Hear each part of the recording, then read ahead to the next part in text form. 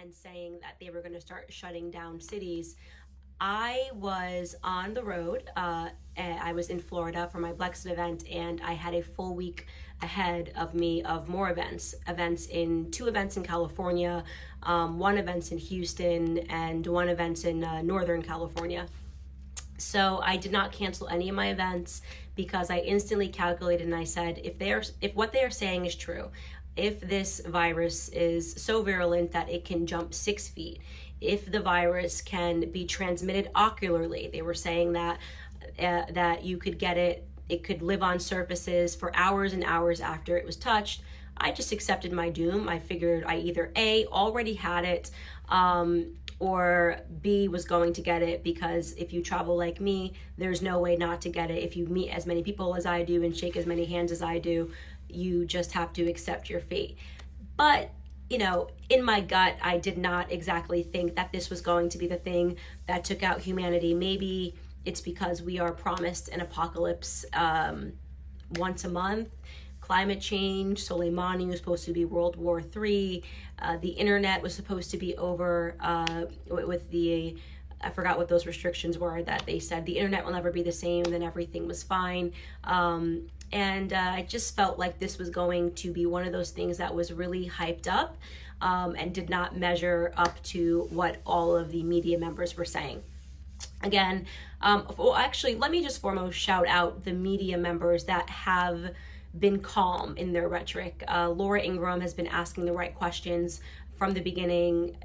Sean Hannity has been asking the right questions from the beginning. Rush Limbaugh has been asking the right questions from the beginning, as has Tucker Carlson, not in the beginning, but he's now starting to say that some of these lockdowns and procedures that are growing increasingly more tyrannical are not making much sense. And if you have not just sort of looked around and said, this is weird, you might be a person that can be easily led on by the media, or you must be very invested in the media and watching a lot of hours of it, because this is just not making sense.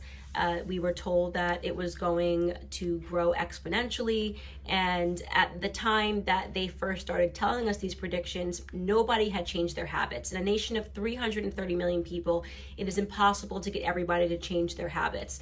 For those of you that are Game of Thrones fans like I am, there's a scene in the last season where Jon Snow and Daenerys Targaryen literally have to bring the zombies, they're not zombies, but the walkers, to the feet of Cersei Lannister, because they know that unless she sees the dead thing in front of her coming to life, she's not going to believe what lays beyond the wall.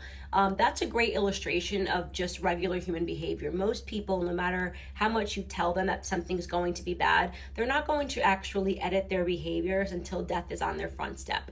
We were told that that was going to happen within a span of 2 weeks, and then it was going to be exponentially, and that millions were going to die. As of today, 23,000 have died, and some people never edited their behaviors. So I looked around instantly, and I saw that the spring breakers still went on spring break. You'll recall all of those high school kids and college kids on the news saying that they weren't going to give up their spring break, that they only live once, a very young mentality. In DC, which is where I live, they shut down, even though they shut down the universities, we were actually one of the last cities to adopt the shut down the restaurants and shut down the bars. So we had for weeks people that, because they were not working, were day drinking, were spilling out of bars, just a ton of people together celebrating because they had work off, not because they were fearful of coronavirus. I happened to go to the Columbia Heights to get my hair done. The Dominicans were all partying in their neighborhood, like I get my hair done by the Dominicans. And so I just did a common sense calculation and said, if this thing is as bad as they say it is, DC is going to get hit really hard in a couple of weeks because nobody's paying attention and nobody cares. But again, my gut, I said, I'm not going to wear a mask. I'm not going to change my behaviors because if nothing else, I'm a believer that if 95% of people are fine after they get it, it's probably best to get the virus and be done with it. I probably have already had the virus, just considering how much I travel, because it's being exposed to germs is actually a good thing. Obviously, we know how this ends. The numbers just didn't match. And this is the most interesting number to me in all of this. So we, again, a nation of 330 million plus people. We have 23,000 deaths. Out of those 23,000 deaths, over 10,000 of them are in New York City. That's strange. There's a lot of people that don't live in New York City, a lot of people that have been partying, a lot of kids that went on spring break. Why are almost half of the deaths concentrated in New York City? I get that New York City is a busy city. I lived there for 8 years. I was born in New York. But I can tell you that more than 1 million people fled immediately as soon as this outbreak happened and the doom and gloom predictions came. They went to their summer homes, they went to their friends' homes, they went to their family homes. Manhattan is really a city of transplants. People that actually live in Manhattan and grew up in Manhattan, almost all of them have houses somewhere else because it's an incredibly expensive city to live in. So we know that Manhattan people pretty much fled, yet almost half of all of the deaths that we have in this country are concentrated to a city that, even when everybody is in the city, has about 7.5 million people. So that is already sort of remarkable, right? Well, shouldn't there be, there's a dense city. What about, San Francisco? What about Chicago and all of these other cities? Why aren't we seeing that same level of an outbreak happening?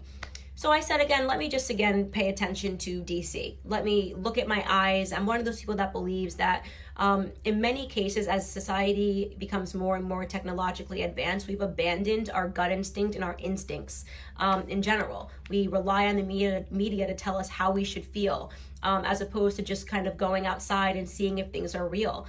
It was the same thing in terms of police brutality. We saw the media every day say that there was this epidemic of Black men getting shot. If you were a Black American in 2016, you would have been scared to see a police officer because we really thought it was an epidemic. But again, me relying on my instincts didn't really add up to my experiences with police officers over the year. Went and looked at the statistics, and the statistics didn't match the hype. And it turned out that in all of 2016, just 16 unarmed Black men were shot and killed by police officers, and police officers were 18.5 times more likely to get shot by a Black man than the other way around, and that more white men were shot and killed unarmed by police officers that year, as were more Hispanic men. So that instinct that I have, I tend to follow it and not really invest so much in the media hype, especially when it seems like it's the same media members that are hyping it that have been hyping every other promised apocalypse. As I mentioned earlier, net neutrality. When you see those same players in place, you should just, put your antennas up, not tinfoil hats, but antennas, to just say, all right, well, it should be very soon for us to see these outbreaks. Of course, it hasn't happened. DC is a particularly interesting area because today, as of today, there have been 69 COVID-19 deaths. 69, that is it. Of all of this year in Washington, D.C., a city of many transplants, a city of people that are passing in and out all the time because we've got Congress and politicians, and they're always on the road. You would just think that this would be a bigger hub. We have had no instances of the hospitals being overwhelmed. 69 deaths, that's really low. Way more people have died of the flu, okay? So let me give you just Whole Foods, what happened. The first couple of weeks, Whole Foods was open for business. The next week, they instituted putting down these pads that said, please keep your social distance. So when you were in the market, you had to have when you were in line to pay at checkout, you had to keep a distance of 6 feet. Remember, it spread 6 feet from individuals. And I thought, okay, still not making much sense to me, but we're all walking around the market, but apparently once we're in line, we need to be 6 feet apart. Then the following week, they upped it again. And I'm one of those people that recycles bags at Whole Foods. And they had a new policy which went into effect last week, which said that we had to pack our own bags. Made very little sense because I actually was then closer to the person that was working at Whole Foods because I had to be next to the bags in order to pack it and next to the products.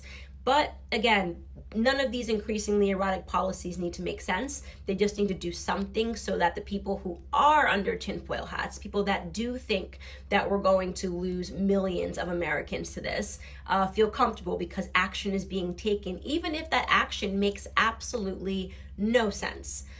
So today, mind you, I'm one of those people that goes to Whole Foods every other day. Sometimes every day might sound a little excessive, but I live very close to Whole Foods and I like to buy meat fresh and I love to cook. So I just will get inspired walking down the aisles, deciding what I want to get. I have not I did no hoarding. I don't do mass buying ever. I buy what I need.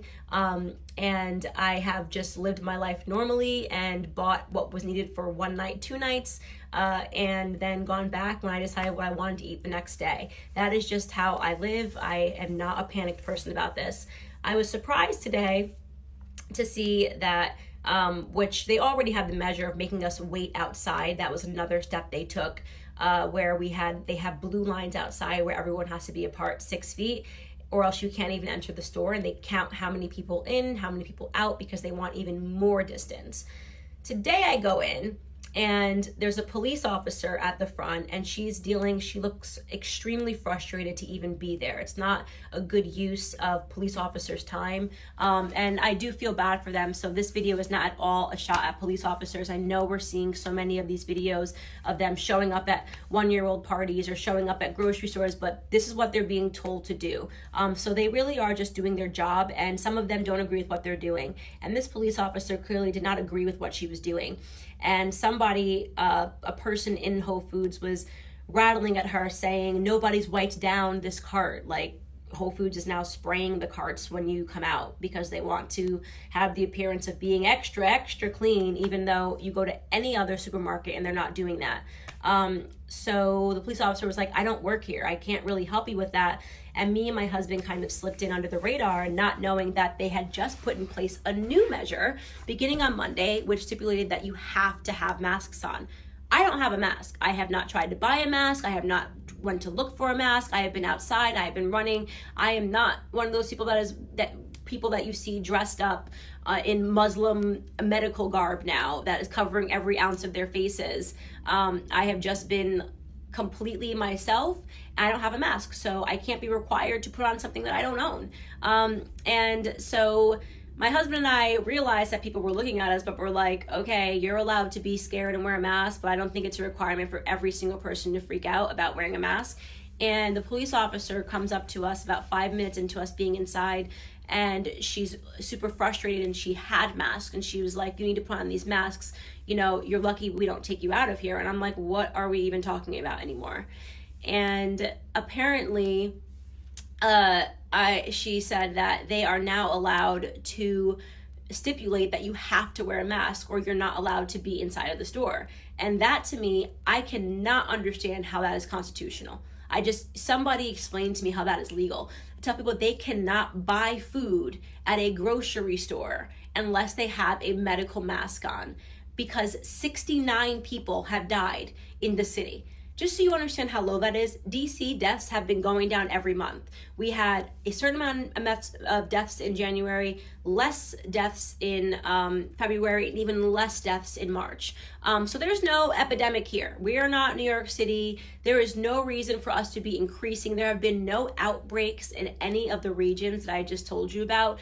In the Columbia Heights, there's not been an outbreak in all of those bars and down 14th Street, which is where everybody hangs out and where everybody was hanging out. So they've been increasing the measures, and there's no empirical data which explains why they're increasing the measures. They're just deciding on more activities. Tomorrow you could wake up and they could say that it helps to hop on one foot and do the chicken dance, and everyone's gonna have to start doing it, even though there's absolutely no reason. Again, there is no outbreak. People are not dying at a higher rate. So what is with this policy? What we're seeing happen now is blatant tyranny. It is a quarantine when sick people are made to stay home. It is not a quarantine when healthy people are made to stay home. That is called tyranny. We are not being allowed our right to provide for our families. We are not being allowed our freedoms to go and to provide for our families. If we want to walk into a grocery store, we are being told what we have to wear. This is not normal. This actually makes no sense. And again, as I said, I go to different supermarkets. They're not doing this at all of them. They're not doing this at Harris Teeter on the other side of town. They aren't practicing any of these measures. But police officers said because the mayor put in place the policy that everyone has to wear a mask, they're just doing it. They're now enforcing it. No questions asked by the citizens of why. And we were pretty much like Sweden here in DC in terms of how low the death count has been, and how slow the measures are that we've taken. So why are we increasingly allowing more absurd policies when we are seeing that outside of New York City, there just have not been that many deaths? You take out New York City, why doesn't Trump, if we're talking about a solution, why don't we say keep New York City locked down and let the rest of us get back to work?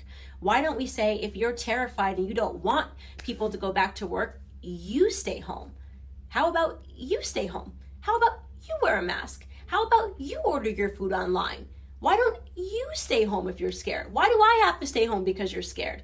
Oh, don't give me the nonsense about the hospitals being they're overflowed nowhere but in Manhattan, where they have been overflowed for the last 10 years, okay? So, and they've even said that they're seeing less patients. So why don't you stay home?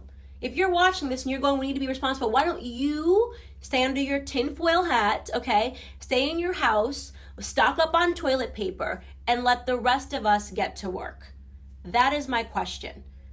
I don't know that we're going to get an answer to all of this, but I do know that we're going to start seeing more than protests. We're going to start seeing riots soon if we are not allowed to go back to work and do what we do every single day. This is not the America that I grew up in. This is not the America that I ever want to live in. And neither should you if you really are a person that is pro-freedom. We will make America great again.